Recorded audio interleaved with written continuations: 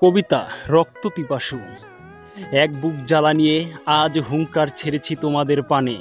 যে জন মানবেরে করিল সম্মান, বিধাতারে তারা করিল অপমান। তোমরা পাঠ্য বইয়ে যা কিছু করেছ রপ্ত, তাই শিখিয়া মানব দেহ চিরিয়া করেছে রক্তাক্ত। সভ্যতার নামে বুলি বলে শ্বাসরুদ্ধ করলে ললাটে।